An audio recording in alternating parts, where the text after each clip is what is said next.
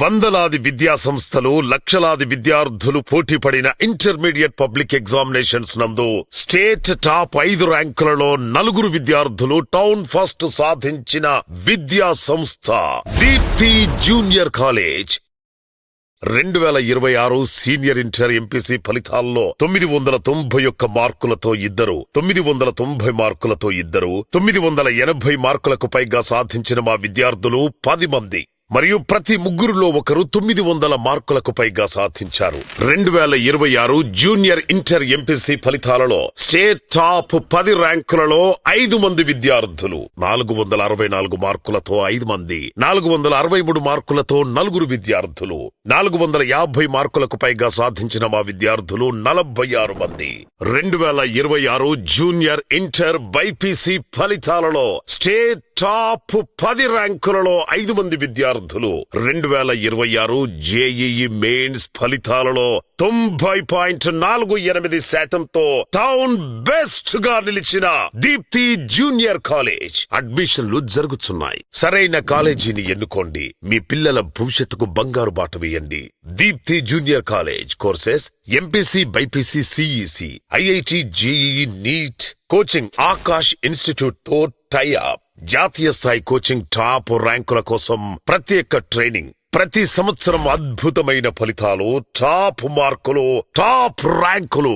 Deepti junior college, BSNL tower దగ్గర, Jammalamadugu road, Proddatur.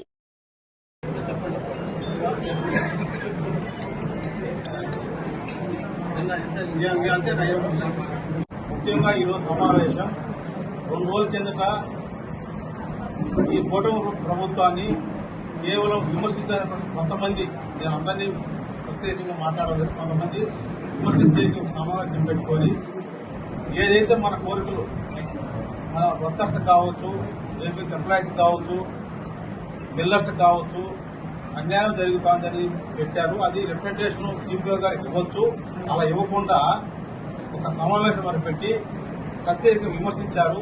అది మా ప్రభుత్వం చనిపోయి రాకూడదని మేము సమావేశం పెట్టుకున్నాం.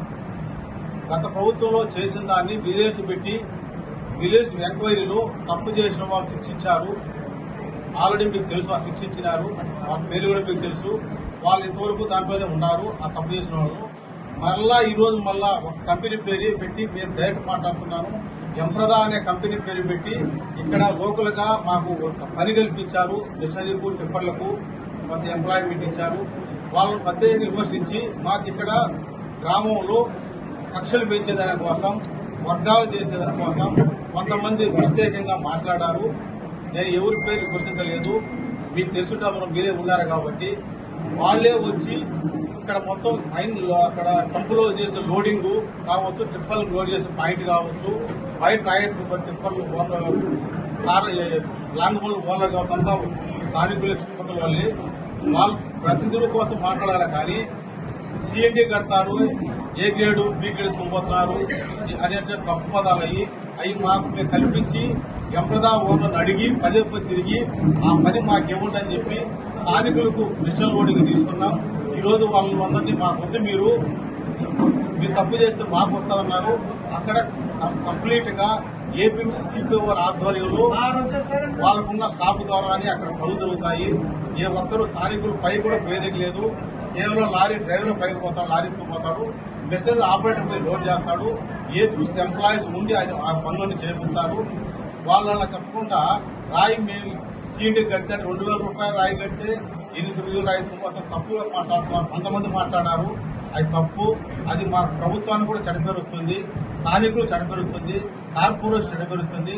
అలాంటి పదాలు మాట్లాడడం వల్ల ఇక్కడ వర్గాలు తయారు చేసినారు, మమ్మల్ని కూడా చీల్ చేసినారు. నేను కూడా బిల్లు వన్నది తప్పు చేసిన శిక్షించమని కోరుకుంటాము. అలాంటి వాక్యాలు మళ్ళా వాడకూడదని మేము కోరుకుంటున్నాం. ప్రభుత్వం చనిపోయి రాకూడదు, ఏపీసీ వాళ్ళు కూడా చనిపోయి రాకూడదు. ఇక్కడ ఏమన్నా ఉంటే నిరూపణ చేయండి, ప్రూఫ్ చేయండి. ఆ ప్రూఫ్ను సీకోకి ఇవ్వండి, లేదు ఈ మూసాటికి ఇవ్వండి. అంటే రేపు వ్యత్యాసం అనేది ఉన్నది. ఆ వ్యత్యాసం ప్రభుత్వం చూసుకుంటుంది. ఇక్కడ కూర్చొని మనం మాట్లాడితే జరగదు. అధికారులు ఉన్నారు, ప్రభుత్వం ఉన్నది, కోర్టు ఉంది. ఆల్రెడీ పిల్లలు నేను కూడా ఉన్నా, కోర్టుకు పోయినారు. కోర్టులను చూసుకోవాలా, ప్రభుత్వంతో మాట్లాడాలా. అవి ఏమి కాకుండా చిన్న చిన్నవి పెట్టి అంటే సమస్య వచ్చిందో దానికి అనుకోకుండా కొంతమంది దాన్ని పెద్ద చేసి ప్రభుత్వంపై రుద్దాలని ప్రయత్నం చేస్తున్నారు. అది మంచి పద్ధతి కాదు.